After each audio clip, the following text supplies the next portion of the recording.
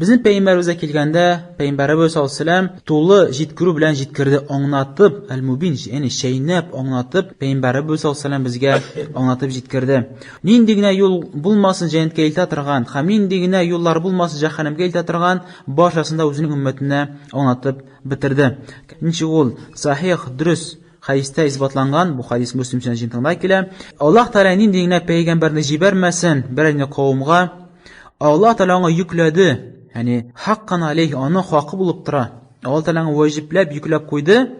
Nindigina xayrlikni ul bilmasin, ul jitkirga teyish bo'lgan o'zining ummatini. Ham nindigina nosharlikni bilmasin, ularni jitkirgan o'zining ummatini kesatgan ul nosharlikdan. Ko'rdingmi? Bu in payg'ambarimizning shahadati. Alloh taolo payg'ambarini tikkagina jibarman, nindi yaxshilik bor, bitisini yaratgan. Ham biz bilamiz, barchalarimizda shunaqta bizning payg'ambarimiz sollallohu alayhi vasallam ul eng yaxshi, eng fazilatli payg'ambar, ham eng so'nggisi.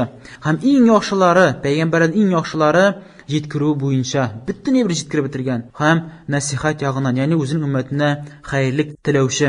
Agarda tug'an kunlarini o'tkaru dindan bo'lgan bo'lsa, Alloh taoloning rizo bo'lgan bo'lsa, payg'ambarimiz sollallohu alayhi vasallam uni o'zining ummatini jitkirgan bo'lar edi, anglatgan bo'lar edi. Buni birinchi tushirib qoldirib bo'lmasiga, birinchi tushirib qoldirib bo'lmasiga. Aw fa'alahu fi hayatihi, yoki payg'ambarimiz sollallohu alayhi vasallam o'z yashagan vaqtida oni ishlar edi. Wa fa'alahu ashabuhu radhiyallohu anhum, yoki aning sahabalari o'z vaqtlarida uni o'tkargan bo'lurlar edi.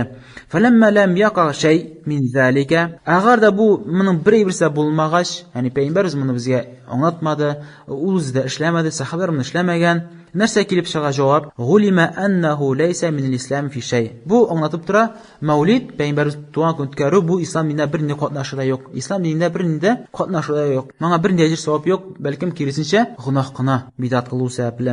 Balkim bu shunday bidat ishlardan qaysi payg'ambarimiz sollallohu alayhi vasallam o'zining ummatini kesatib qo'ygan. Nechik payg'ambarimiz sollallohu alayhi vasallam jumg'a xutbasida shu so'zlarni aytadigan bo'lgan. Ko'ring, har bir jumg'a sayin payg'ambarimiz sollallohu alayhi vasallam buni iska tushiradigan bo'lgan. Ni uchun? Hatto kuchaytirish uchun mening o'rni big zo'r. Menga ixtibor etish kerak. Biroq bundan soq bo'lishi kerak. Payg'ambarimiz aytadigan bo'lgan xutbatu hajni aytgandan so'ng, innal hamdulillah nahmadu va nasta'inuhu buni aytgandan so'ng, amma ba'd so'ngdan so'ng, fa inna xayral hadisi kitabullah. Shuningda eng xayrli so'z ul Allohning kitobi.